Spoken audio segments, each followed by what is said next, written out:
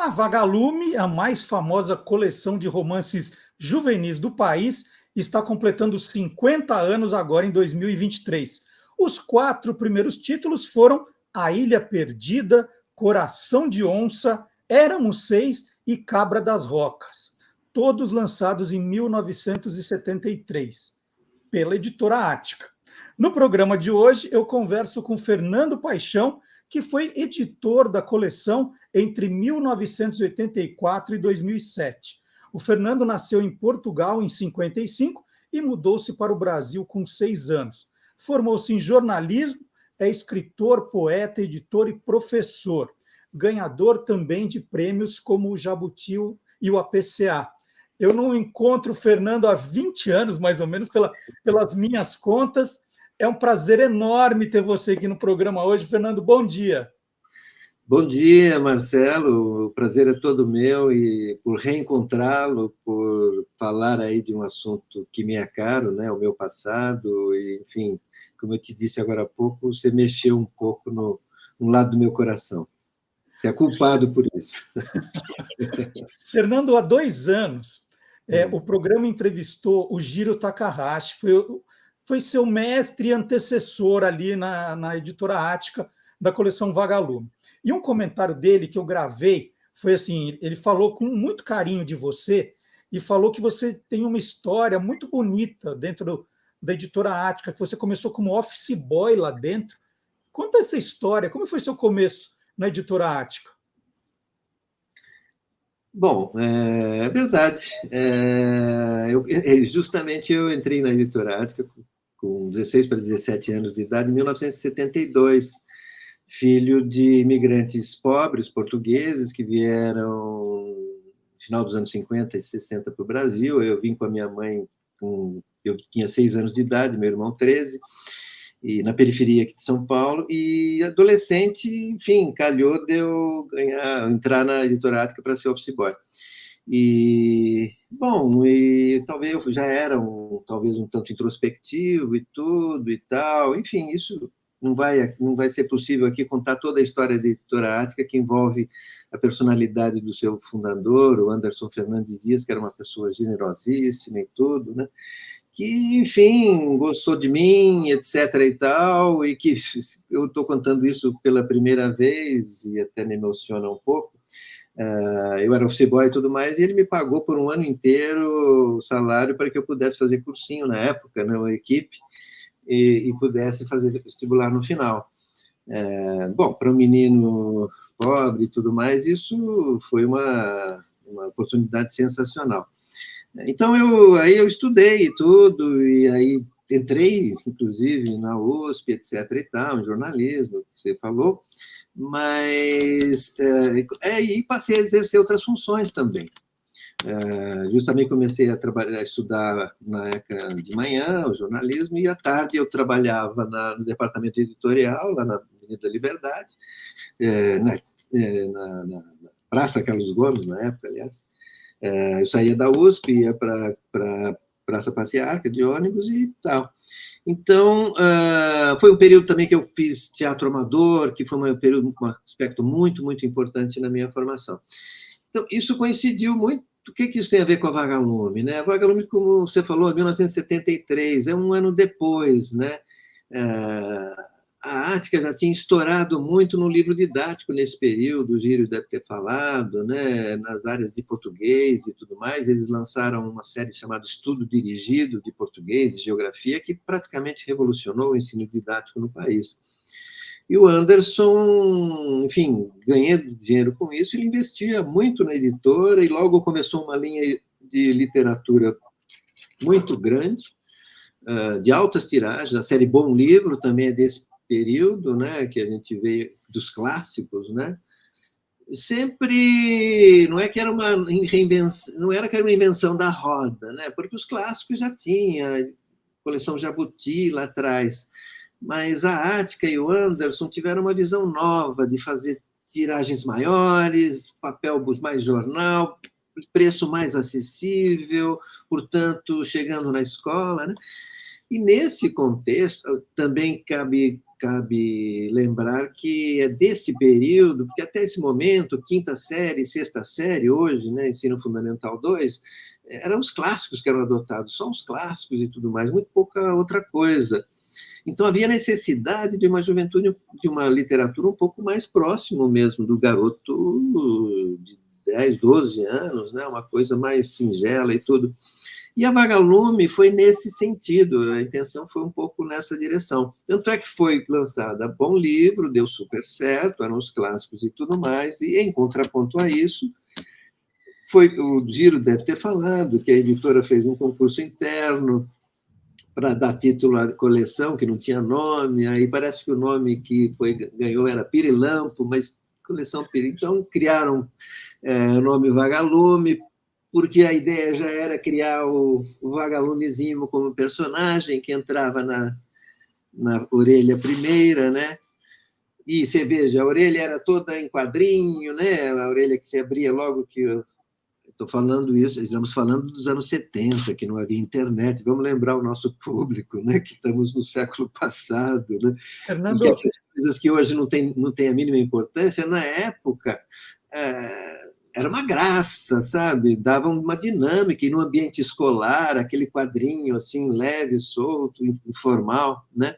O vagalume falando com o menino, falando com o professor, né? Oi, vem ler essa história e tal. Enfim, essa embalagem toda da Vagalume, certamente, que foi concebida, a embalagem toda foi concebida pelo Giro, pelo Granville também, que estava no departamento editorial na época. Eu estava mais por baixo nesse momento e tudo, né? Não participava das grandes decisões, eu trabalhava mais na redação e no começo mais editorial, mas então, para falar um pouco desse momento, o que eu diria é isso, assim, foi um projeto muito, muito acalentado, né? A Lúcia Miguel Pereira também, né? E depois eu queria fazer algumas considerações sobre o andamento da coleção, os tipos de textos que foram surgindo ao longo dos anos todos, né? Porque 50 anos realmente é muito tempo, nem eu não tinha me dado conta. já estou com um monte de pergunta para você aqui, porque você vai contando e as minhas curiosidades vão brotando, né? Quando foi escolhido o nome Vagalume, isso foi um concurso interno para todos os funcionários. Você colocou alguma ideia sua ali no concurso? Olha, eu te juro que eu não me lembro. Eu acho que sim, porque eu já era metido a poetinha nessa época. Muito provavelmente sim, mas eu não creio que tenha sido eu, porque, pela essa história que eu soube depois, né, de que ganhou Pirilampo e passou a Vagalume, eu não, para falar a verdade, mal tinha talvez a noção da ideia de Pirilampo. Então, não acredito que não.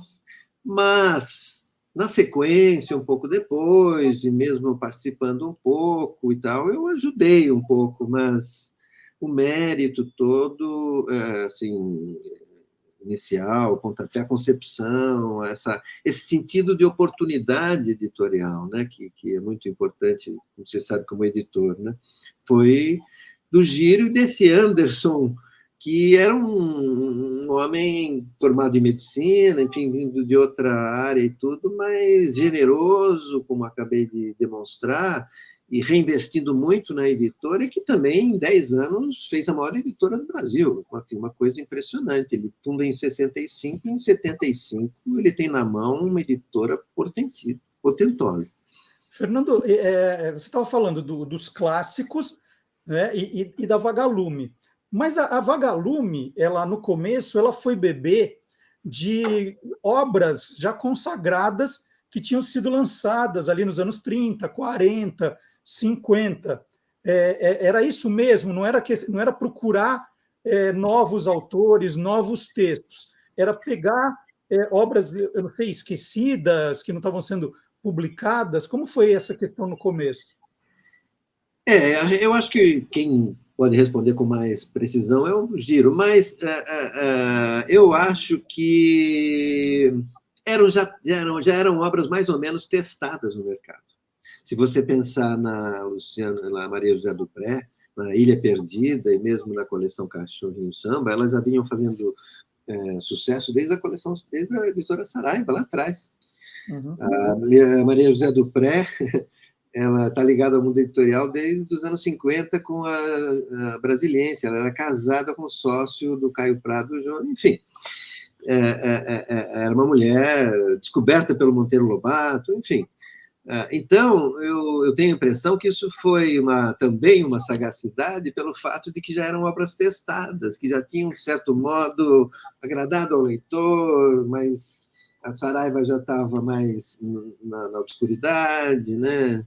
Sem fôlego, e a Ática, justamente, nacional também, a Ática veio a ocupar esse espaço de editoras que estavam perdendo o time, a contemporaneidade do livro, tanto do livro didático quanto desse livro acessório, né?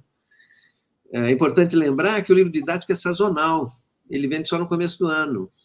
E o livro não literário, ele era continuado, então isso também era interessante, além de ser um componente do financeiro, né?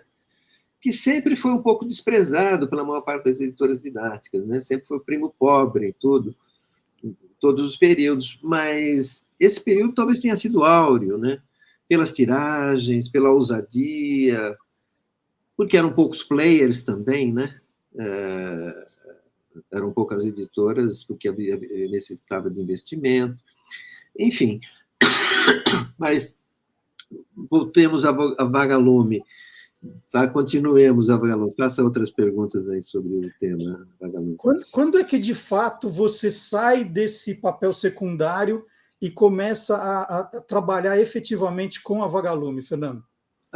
É muito claro isso quando o Jiro Takahashi é convidado para ir para a editora Nova Fronteira, que, se você bem lembrar, era talvez uma das maiores editoras, a maior editora literária do Brasil, né? Publicava Thomas Mann, e, enfim, autores importantíssimos brasileiros, fundada pelo Carlos Lacerda, enfim. Foi logo após a morte de alguém, enfim, ele foi convidado, assim, um jovem editor, na época ele tinha, acho que não tinha 40 anos, o Giro, não sei que idade ele teria. Então foi uma oportunidade, ele teve uma conversa com o Anderson muito séria e tudo, e tal, não sei o quê, e ele decidiu ir, né? E nessa ida dele para a Nova Fronteira, ele seguiu um caminho muito próprio, então houve um vácuo ali. E eu, na verdade, a minha trajetória na editora em si, resumidamente, foi office boy em 72 para 73, em 74 eu me ausentei para fazer o curso e estudar, em 75 eu voltei para a editora, meio período, já trabalhando de copydesk básico, assim, né, mas em livro didático, corrigindo suplementos de trabalho, essas coisas, e que me deu muita experiência. E depois eu passei para assessoria de imprensa, em 79, quando eu terminei jornalismo. Quando eu terminei jornalismo, aí eu fui para assessoria de imprensa. Foi legal, foi um período ótimo, porque justamente com o Giro e tudo mais, ele estava lançando aquela coleção autores brasileiros, que era de contistas, maravilhosa. Sobre essa coleção também vale a pena fazer um programa e tudo mais. E, enfim, me perdi. Então, aí, em 84, o Giro se ausenta, o Anderson gostava de mim e tudo, eu tinha ideias, também literatura era uma coisa apaixonante para mim, eu sempre fui muito voraz nisso, né? Eu não tive formação em casa, mas a partir da descoberta e que foi na escola, na verdade, né? Na escola do ginásio, né? Eu descobri a literatura ali no ginásio, na escola do ginásio, na periferia e tudo. Aí eu assumi, mas no momento em que já havia vários livros lançados, a coleção já tinha dado um bom arranque, né? Mas ainda, talvez, como você diz, mas já tinha também, o Giro sai no momento em que a coleção já entra numa segunda fase, que é depois 81, que é o Marcos Rey na coleção. O Marcos Rey vai fazer uma diferença muito grande. E aí eu desenvolvo para você um raciocínio que eu acho interessante, estava pensando até antes de a gente conversar aqui, né? Que eu acho que justamente nos anos 70 e na recuperação desses autores do passado e tudo mais, a Vagalume tentou preencher esse espaço de uma literatura não acadêmica, né, não clássica, né, porque ninguém era obrigado a entender as sutilezas da Capitu, né, com 14, 13 anos de idade. E aqueles textos já eram conhecidos, Maria José do Pré, e tudo, mas com o Marcos Rey, que foi um evento, né, que era um autor interessante, muito rico, mas que naquele momento não é que estivesse em alta, né? Ele tinha feito muito sucesso nos anos 60, ali, 70, né? Memórias de um Gigolô, que diz respeito muito a uma literatura ali também daquele período, de uma certa São Paulo, não é?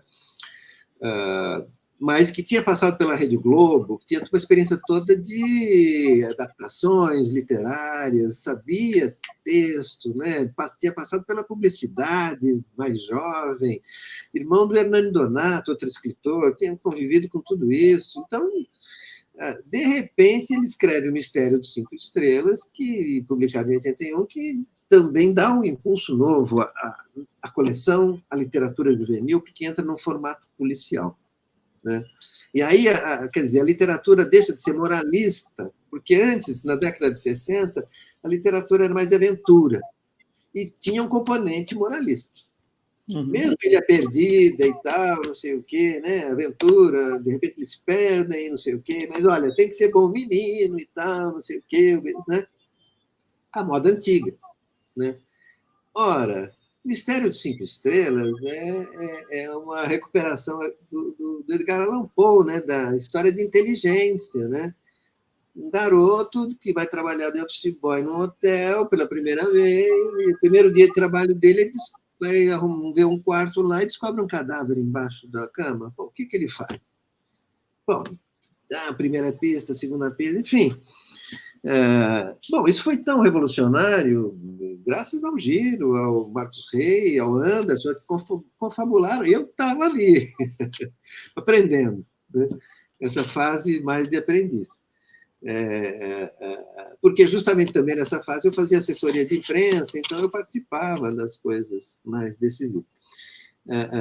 E aí foi, bom, o Marcos, o Mistério Cinco Estrelas, eu acho que no primeiro ano vendeu assim, 200, 300 mil, não vou saber te dizer números, mas foi impressionante, de tal modo que ele se tornou carro-chefe da editora nos anos 80, né? E isso também, se você lembrar bem, deu origem também a uma série de outras editoras seguirem essa linha. A literatura juvenil virou sinônimo de literatura policial. Justiça seja feita a nomes como Pedro Bandeira, o Marinho, né? o João Carlos Marinho. Carlos Marinho, eu sempre confundo com o Jorge Miguel Marinho. João Carlos Marinho, né? Que também surgiram ali no começo com personalidades muito próprias, né? E desenvolveram uma literatura juvenil muito forte. Mas muitos autores e muitas editoras descobriram no policial um filão, né? E é um tipo de história também que o editor pode encomendar para o escritor, enfim, fica mais ou menos, mas no final dá certo, sabe? Então, houve um boom assim nos anos 80 e também houve um crescimento. Todo mundo descobriu que literatura juvenil era boa e dava dinheiro. E vendia, tinha mercado. Então, aí uma avalanche de editoras e de títulos, né, que até assim, exageravam na minha visão e tudo, né? Então, isso marcou, eu acho que muito os anos 80. Depois, um outro momento que eu acho que foi muito decisivo, você veja como estamos falando aqui, no fundo, de uma mudança também de Brasil, né? Antes da Ática era um outro Brasil. A Ática surge no bojo de uma revolução militar infeliz, mas que pelo menos massificou a educação no país, né?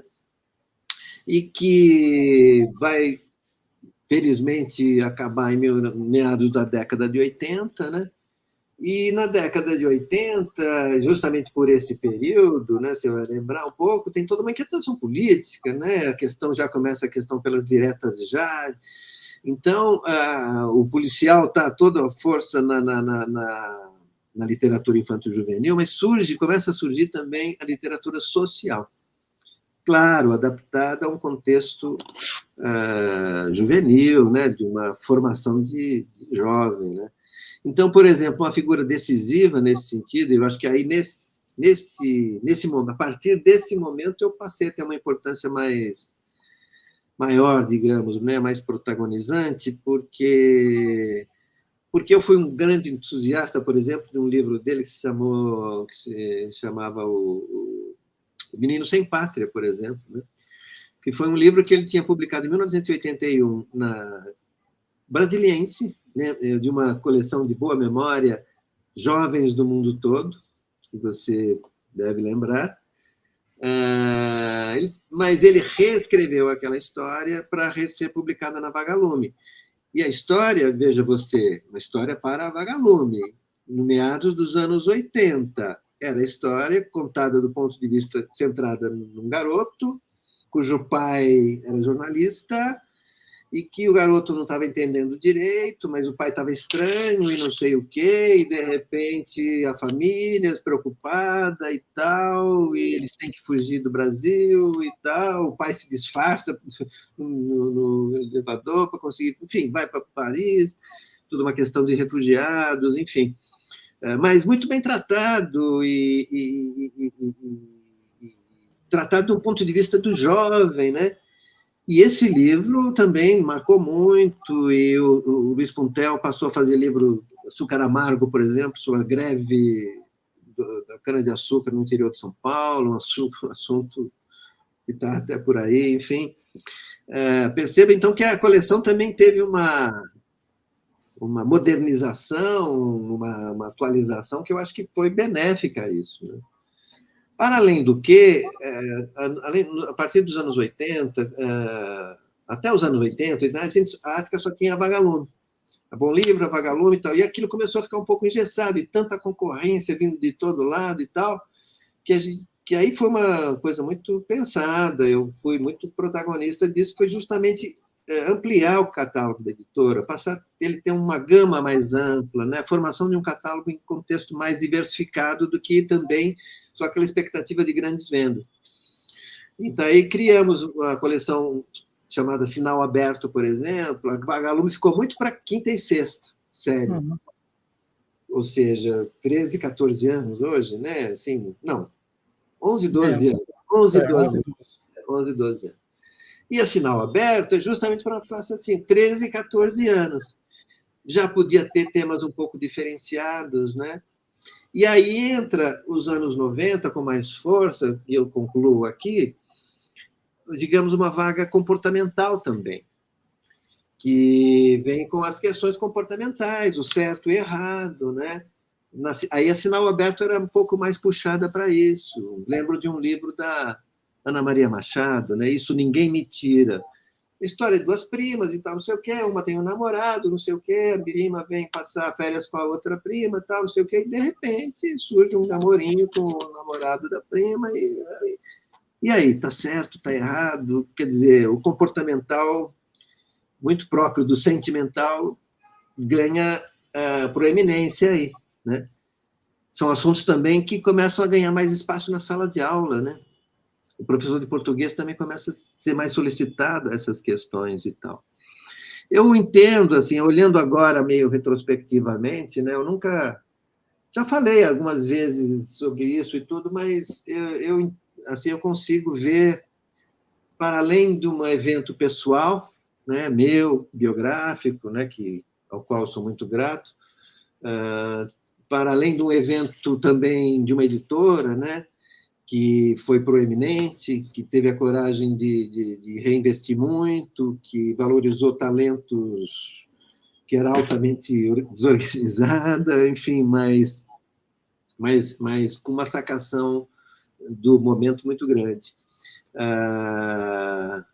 É isso, Marcelo. Fernando, a gente pega os 50 anos da Vagalume e vê que foram publicados cerca de 100 livros, um pouco mais de 100 títulos, né? Hoje tem um número de 60 e poucos em catálogo ainda. Mas em 50 anos sem títulos, a gente fala assim, nossa, mas por que a Ática foi tão econômica em termos de lançamentos numa coleção de tanto sucesso? Imagino que todo mundo, em determinada época, pegando até o efeito do Marcos Rey, quisesse lançar pela Vagalume, né? Porque era um carimbo de eu estou na Vagalume. Porque tinha um número de títulos, vocês tinham cuidado em colocar esse Olha, selo? Como é que era essa tinha, questão do número? tem duas respostas para você. Uma é uma resposta numérica, digamos, comercial. A gente publicava porque o ciclo escolar é semestral. Então, a gente fazia um lançamento a cada semestre, que coincidia também com a ida do divulgador na escola, que ele dava o livro para o professor, e muitas vezes é um brinde, então ele lia, ele recomendava para a sala de aula. Quer dizer, esse time, né, ele era impositivo do time editorial, né? E também devido aos fatores das grandes tiragens, né? O Marcos Rey vendeu, sei lá, 200 mil, talvez, não estou exagerando, no primeiro ano do Mistério, mas deve ter se dava quase 50, 100 mil também. Sim, o Anderson era louco nesse sentido. Ele vinha, aquela história da promoção multiplicativa do remédio, né? Você faz influência sobre o multiplicador, né? Que é o professor que gera na sala de aula. Ele levou esse modelo de promoção ao limite e faturou muito com isso. E a literatura era também um agrado, né? Um creme nesse contexto todo e uma diferença, muitas vezes, com as outras editoras. A segunda resposta à tua questão diz respeito a bom, pois é, né? Todo mundo queria publicar. Primeiro, o mercado da literatura infantil e juvenil não estava constituído, como a gente vê, que maravilha. A coleção Jovens do Mundo Todo era quase uma ilha na edição brasileira, mais arrojadamente. Você tinha as coleções mais tradicionais, né, de editoras já um pouco decadentes, num modelo um pouco antigo, né? E a editora conseguiu fazer, eu acho que essa transição. Então, diante do novo modelo, não surgiam originais assim fáceis. Muitos, e a gente, você sabe, né? Não vai me deixar mentir, o quanto a gente lia, comentava, fazia relatórios sobre os trabalhos originais, sem qualquer direito de propriedade. Quer dizer, o resultado final é do autor, ponto final, mas a gente é interlocutor do autor, né? Um sparring do resultado final. Então, e a gente levava isso muito, muito a sério. Não era eu, não, era uma equipe. Que você conhece, a Carmen era uma pessoa essencial nesse trabalho todo, né, da literatura infantil e juvenil, a Cláudia Morales, que trabalhou também muito tempo e tudo. Enfim, é um trabalho de equipe, né, nesse sentido. Então, eu acho que depois, muitos autores reclamando da literatura adulta, não sei o quê, e vendo o Marcos Rey vendendo centenas de exemplares, de milhares de exemplares e tudo mais, é claro, correram e tudo mais, as editoras também correram. Aí você teve um processo quantitativo também, que não necessariamente foi qualitativo, né? Alguns ficaram, outros não, mas o fato é que o que me surpreende um pouco na literatura brasileira é justamente quão pouco mudou o cânon da literatura brasileira da segunda metade do século para cá. Quer dizer, continua sendo as 5 ou 6 ou 10 figuras emblemáticas que eram nos anos 80, 90, continuam sendo 2020? Não sei, eu não estou acompanhando, mas é uma questão a pensar, não sei. E quais eram os ingredientes para um livro fazer parte da coleção Vagalume? O que tinha que ter exatamente, Fernando? A mesma pergunta do alquimista, né? Como fazer ouro com um monte de... A questão do suspense. Eu acho que a literatura juvenil, assim, ela não é uma literatura tão ingênua quanto muitas vezes as pessoas costumam pensar, né? Até muitos escritores e tal. A questão do suspense, a questão do ponto de vista do jovem, né? Porque eu vou desenvolver aqui uma coisa também que eu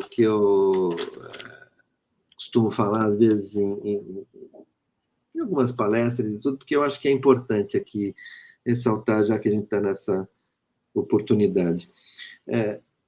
Eu entendo a literatura infantil, para começar, ela é da ordem da imaginação. Quer dizer, até os 9 anos ali da alfabetização, em que todo um aprendizado das palavras, né, da sintaxe, que é um aprendizado maravilhoso e complexo, né? Tudo é possível, né? Um cavalo ter asas e tudo, uma galinha falar, né? Enfim, tudo é possível, porque a ordem das matérias ainda não está definida, né? Dos afetos não está definido e tal. Então, é um mundo muito próprio, né?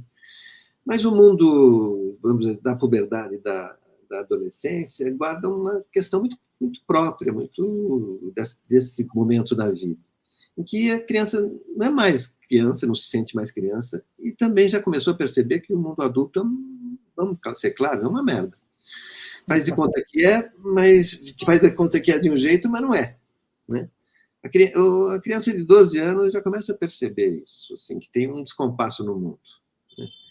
Estou falando de maneira geral, não estou falando de uma família, de outra, de um pai, de um filho, estou falando de uma dinâmica de civilização desigual como a nossa, né? E então, de repente, uma história policial, o Mistério de 5 Estrelas, você tem lá o menino, né, o bellboy, né, que primeiro emprego dele, que excitação, tem a turminha dele, né, nervosismo, chefe, ele descobre o cadáver, puxa, e aí, não sabe? Ele também tem medo de falar da coisa, vai procurar os amigos, né? Junto com os amigos, eles encontram uma primeira pista, o que foi e tal, não sei o quê, não dá certo, né? Aí tem a segunda pista, vamos por ali, tem o entrosamento entre aquele núcleo juvenil, né? Tem menino e a menina, né? Que são protagonistas, tem um pequeno namorinho entre eles, né? Tudo isso muito bem dosado, né? Tudo isso sem exagero também, e com uma certa leveza, né? Tem a segunda pista e não dá certo. Aí tem, não, mas vem o outro, né? O cadeirante, que também é super inteligente e tal, não sei o quê. Pá. A pista que no final eles conseguem resolver, enfim, e deu tudo certo, e termina bem, conforme uma história policial. Bom, mas tá, o que isso tem a ver com o que eu estava falando antes? Eu entendo que uma história policial, que afinal de contas está singelamente pontificando aí um problema, um medo, um cadáver embaixo da cama, o que é, o mundo adulto, a maldade, e aí, o que fazer? E é isso, não é, claro, e o leitor acompanhando, e com todos esses ingredientes. Ora, isso não é apenas uma historinha banal. Isso é toda uma vivência emocional, preparativa, para justamente poder sobreviver num mundo adulto desigual e mentiroso, né? Conseguir criar uma, né? Então, eu fico um pouco indignado às vezes, né? Que agora isso tem que ser feito com muita arte, com muita dosagem, tudo, né? Porque essa preparação emocional é que é o poder da literatura, é a força da literatura, inclusive na escola, e para a qual o professor de português é hiper solicitado. Por isso que ele tem um papel tão central na educação dos alunos, que não é igual a matemática, física, nem educação física. Se a menina ficar grávida, para que professor ela vai se confidenciar, se for o caso? Português, né? Enfim, eu estou dizendo isso para dar uma dignidade a essa produção também e mostrar uma complexidade que muitas vezes não é reconhecida, né? Eu acho a literatura não é só nessa superfície dos eventos, né, do suspense e tal. Ela trabalha com as emoções, é próprio da literatura, e por isso que é tão milenar e nunca vai abandonar o ser humano. Ela tem esse componente simbólico na nossa vida, e que tem que ser inoculado na criança, no jovem, tem que ser trabalhado, né? Discutir se a menina que roubou a namorada da prima na sala de aula é uma emancipação emocional com as crianças, com as garotas, é ou não é?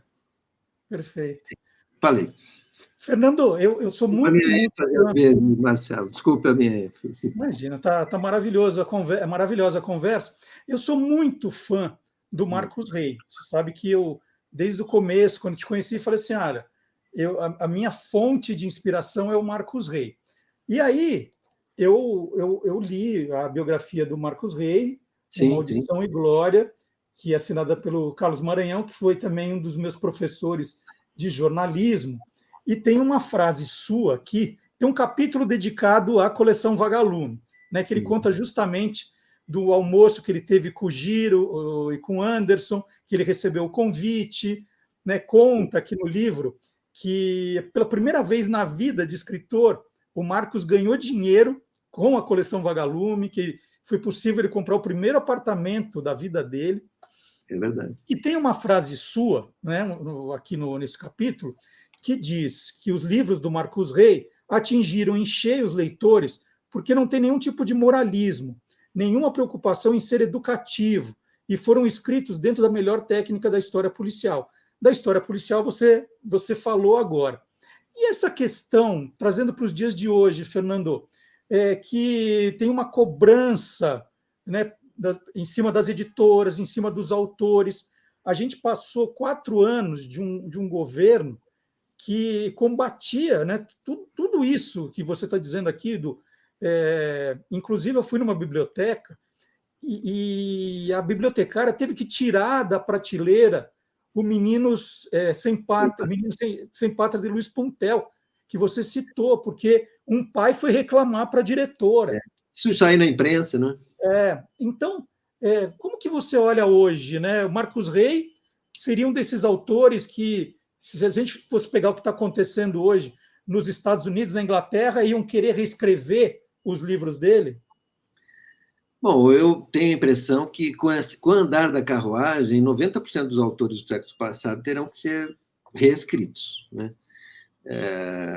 E acho essa questão da reescritura, em primeiro lugar, uma boa jogada de marketing, né? Sobretudo. Mas, com respeito a todas as questões que estão envolvidas aí, mas a gente sabe que, enfim, isso é uma outra discussão. Eu acho que o Marcos Rey, como outros autores da época e tudo mais, se você for ler com uma lente de lupa, etc. e tal, e talvez, eu diria até menos na literatura juvenil, onde impera a objetividade policial, e mais na sua literatura adulta, por conta do tipo de mentalidade da época, por tipo de mentalidade da geração dele e tudo mais, talvez até sejam mais repreendidos ou contestados. Mas eu acho que ali, eu particularmente, claro, ninguém está aqui defendendo a manutenção de qualquer coisa ligada a preconceito, a desvalorização de uma coisa, de uma qualidade ou de outra. Mas a questão, volto a uma questão da literatura, né? De que a visão de que a literatura tem que passar uma mensagem, né? De que a literatura tem que dar um conteúdo. Ora, essa associação de arte com mensagem, essa associação de arte com algo moral, né? Porque mensagem é algo moral, né? Não ser racista também é uma ênfase muito moral, né? Tanto quanto o ser racista também é, né? Enfim, não há diferenças aí no caso. Mas eu acho que tende a ser um tanto exagerado, porque se a gente vai completamente o poder da imaginação. Literatura não é realidade. Literatura é imaginação. Vou exagerar, extrapolar aqui. Marquês de Sade, que é o maior pornógrafo do mundo, minha esposa é especialista nisso, e fez as maiores diatribes, escreveu as maiores loucuras do mundo. Aquilo é tudo imaginação, aquilo não pode ser pensado como realidade, aquilo é todo um jogo imaginativo. Né? Então, quer dizer que eu não posso escrever um romance abordando a perspectiva mental de um assassino? Pode ser interessante, pode ser até uma boa jogada de marketing, pode servir as duas coisas. É proibido? Não, você não pode dizer que, do ponto de vista da literatura, nada é proibido. Né? A literatura tem que acreditar no poder de discernimento do seu leitor e não oferecer a ele já o prato feito. Que é isso? Quer dizer, e quando se... Assim, a história da regulação de conteúdos, mesmo na escola, começa ali nos anos 90, com os chamados parâmetros curriculares, né? Que já eram muito indicativos do bom comportamento, das boas ideias e tal. Havia ali uma boa intenção com isso, não vou dizer que não, e ajudou até em alguns aspectos. Mas quando isso vira norma, quando todas as editoras passaram a ter aquilo não como uma sugestão, como uma regra, a fazer tudo de acordo com aquilo, então aí a coisa vira... está errada. Está errado. Né? Então, eu acho que tem que... A gente está vivendo uma vaga um pouco de exagero, que vai exagerar mais ainda. A gente vai ter ainda muita gente atacada e talvez injustamente, né? Talvez, né? E depois virar uma vaga nova de, bom, não é bem assim, não dá para botar tudo no mesmo saco, né? Assim, porque senão a gente perde a noção o senso de medida. Né? Fernando, e voltando às comemorações dos 50 anos da Vagalume, é daquelas perguntas muito chatas que a gente faz para o entrevistado, se você tivesse que indicar um livro, um dos 106 publicados, e você já falou do Luiz Puntel e do Marcos Rey, vamos ver se a gente sai dos dois. Ele falou assim, Fernando, me diz um livro para eu ler da coleção Vagalume, qual que você me indicaria? Para justamente sair um pouco dessa contemporaneidade tão cheia de conteúdos que você lembrou agora há pouco.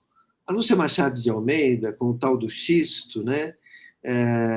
Ela oferece um poder de imaginação assim e de ir para outros mundos e justamente de trabalhar valores simbólicos e tal, que eu não sei, é uma pergunta, mas tem um brilho eu acho que ainda essas histórias que eu me pergunto se ainda resistem. Eu não estou dizendo que resistam.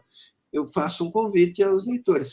Será que ainda resistem os livros da Lúcia Machado de Almeida para uma jovem, uma criança de 10 anos de idade hoje? Não sei. Mas eu recomendo sim, porque quanto à literatura, quanto a uma obra construída com muito talento e ofício, eu a conheci, tive muito boa relação com ela. Ela vem de uma família de escritores importantes, como você sabe, né? E teve uma trajetória muito, muito rica e dedicada ao Brasil.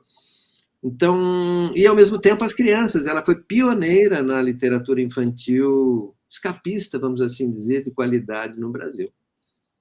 E ao longo desse tempo todo que você trabalhou na editora Ática, e eu estou sempre restringindo para a coleção Vagalume, porque é o tema principal da nossa entrevista.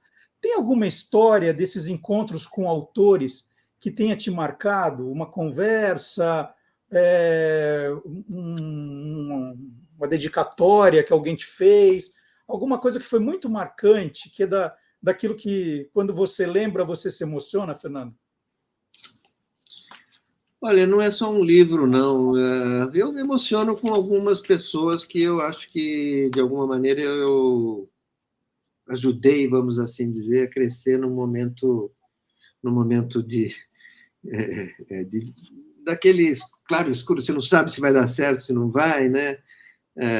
E também de ter chamado pessoas que eram de outra área, mas que, por eu gostar de texto, porque eu sabia que eram boa gente, eu chamei para fazer literatura juvenil.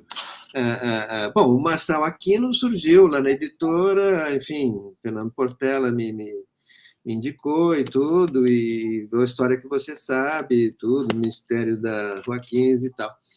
Você também, de alguma maneira, foi o Galdino, o Aquino, né, que te indicou, ou não estou enganado? Não, eu que mandei uma carta para lá mesmo. Fui Ah, cara de pau suficiente. e nós respondemos e tudo mais. Pô, Sim, que sim. legal. Bom, ponto para nós, então. Eu também na Vagalume, vamos assim dizer, eu incorporei o trabalho logo depois dos anos 80, eu trabalhei com o Barcos de Papel. Eu gosto muito desse livro, que é um livro singelinho, rapaz. Ele morreu jovem, eu esqueci agora o nome dele. Você sabe que eu estou velho, né? Então, você me perdoa aí. Bom, enfim, o Barcos de Maviael, né? Barcos de Papel, que é uma historinha simples e tal, mas meninos que se perdem olha só, né? Eles se perdem entrou por uma família, uma caverna, não sei o que e tal, aí entra por aqui, de repente eles se perdem na caverna e tal. E aí estão perdidos, e aí, como é que é? E a família, não sei o que, e tentar, e aí eles, a solução, acho que são 3 personagens, vão para cá, vão para lá, toda a questão, tentam por um jeito, a questão das tentativas, tentam por outro, não sei o quê. E a solução vem pela coisa simples. De repente, eles tinham lá um caderno, não sei o quê, e um lápis, não sei o quê, conseguem uma folha de caderno, fazem um barquinho, escrevem uma mensagem, fazem um barquinho, põem num córrego dentro da caverna e se mensagem para fora, então consegue ver o como, né? Ele foi uma hora assim que apareceu, ele já era, não era, mas ele tinha uma espontaneidade, sabe? Ele não era profissional até, ele era um homem que vinha de outra área. Tinha dificuldade de autores naquele momento, assim, nos anos 70 e tal. Não era, assim, muito fácil, não. A Lúcia Machado, né, o Marcos Rio, Aristides Fraga Lima, Cadela da Bahia também. O Francisco Marins, que foi um autor que fez muito sucesso na editora Melhoramentos, e que foi diretor comercial da editora Melhoramentos nos tempos áureos, quando o Meu Pé de Laranja Lima, do Zé Mauro Vasconcelos, fez aquele estrondoso sucesso e foi exportado. E ele também se tornou um autor importante da literatura infantil juvenil e fez sucesso pelo Melhoramentos. Então, ele migrou um pouco para Vagalume nesse momento, né? O Luiz Puntel, eu me prezo porque eu fui, como eu disse, foi um dos grandes defensores do Menino Sem Pátria, e depois toda a obra subsequente dele, fizemos José Maviael Monteiro, exatamente, era quem eu estava querendo lembrar. A Silvia Sintra Franco também. Quando eu estou falando eu aqui, sobretudo na Vagalume, Justiça Seja Feita, eu estou falando da minha parceria com a Carmen Lúcia, né, que você conhece, com a Carmen Lúcia Campos, que, enfim, era meu braço direito nesse sentido, e ela pegava muito mais coisas e tinha detalhismos e tudo mais que os relatórios dela do que eu. Então, a gente fazia uma dupla muito implacável com os autores, e você acho que deve ter sido testemunha disso, né? E também, né, na Sinal Aberto e tudo mais, aí eu chamei o Frei Beto, que fez livros também super legais já no plano do social, Ricardo Couto, o autor do Câmara Lenta lá, o Renato Tapajós. Quer dizer, aí já eram pessoas com treino de escrita. O Beto nunca tinha escrito um romance naquele momento, mas ele não gostava do romance, só fazia outro tipo de livro. E depois ele enveredou. Hoje, há pouco tempo, recebi o último romance dele, maravilhoso, sobre a Amazônia e tudo mais. Então, essas pessoas que você descobre, enfim, que dão certo, outras não dão certo, né? Você sabe que, enfim, às vezes o sujeito é talentoso aos 20 anos, mas não pode continuar só com aquele talento aos 30 nem aos 40. Uhum. O talento tem que se desenvolver. Então, e o mundo editorial é implacável, né? Como você bem sabe. Fernando, eu queria muito agradecer essa conversa, agradecer a conversa, mas eu não sei se ao longo da nossa convivência na coleção Vagalume eu te agradeci, e vou fazer isso agora publicamente, né, o carinho que eu recebi, quantas lições suas, da Carmen Lúcia, quanto eu aprendi. Eu sempre encontro a Carmen e digo para ela, né? Falei assim, Carmen, você e o Fernando são responsáveis também por eu não ter desistido, por quase desistir e por não ter desistido, porque de fato vocês eram implacáveis nas opiniões, nas críticas, nas sugestões. Quando eu entreguei a primeira versão do meu primeiro romance, falei, eu não sei fazer isso, não adianta. E você, a Carmen, fala, calma, é o primeiro, Sim. presta atenção nisso, naquilo, reescreve. E aí eu fiquei muito feliz com o resultado. E vou até te contar uma história, porque o meu primeiro livro, O Jogo Sujo, que eu chamava de O Mistério do Camisa 9, quando eu entreguei para vocês, e era de um jogador de vôlei. E você e a Carmen falaram assim, puxa, a gente acabou de publicar um livro do Raul Driunik, que é de vôlei. Você não mudaria para futebol? Eu falei, opa, é para já. E aí eu acho que foi você que deu o nome Jogo Sujo, e recentemente uma pessoa que trabalha comigo, ela leu o Jogo Sujo e falou, nossa, é o seu melhor livro. Eu falei, puxa vida, quer dizer que eu só piorei de lá para cá? Oh, que bom! Não, mas isso mostra o seu talento, seu afinco, a sua humildade também, né, Marcelo? Seja dito isso, o que eu disse antes, a sua perseverança. Você não se combaliu com uma primeira opinião. E olha, meu querido, Marcos Rey, a gente fazia isso com o Marcos Rey, com o maior carinho e tal, e ele nos recebia muito, já tinha respeito, nos conhecia e tudo, né? O Marcílio Clear, eu desenvolvi com a Carmen, mas, enfim, eu tive uma coleção de todos os clássicos. Puxa, eram autores assim que assim, só aprendemos com eles. Enfim, realmente fico muito contente, viu, Marcelo, com esse seu depoimento, fico muito alegre. Já não tinha me dado conta que estava cinquentenária a coleção.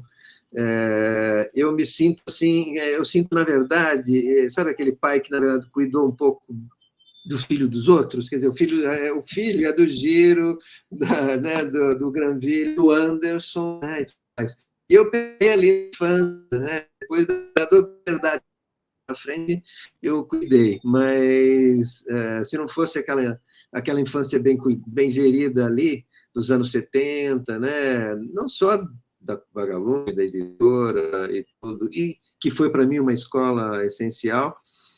Aliás, só uma última comentário aqui, Marcelo, realmente eu acho que falta uma crônica, né, do momento editorial daquele período, por todas as razões que eu estou dizendo aqui, que o Brasil, o quão o Brasil mudou de lá para cá, né, e as editoras foram protagonistas disso, né?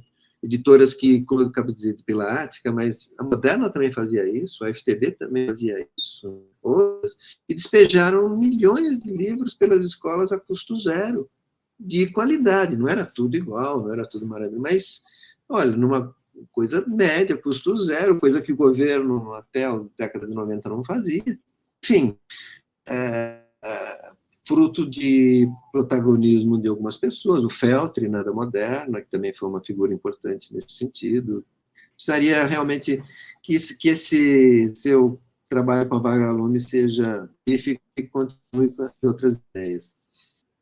Obrigado, então, Fernando. Um abração. Tchau. Tchau, tchau.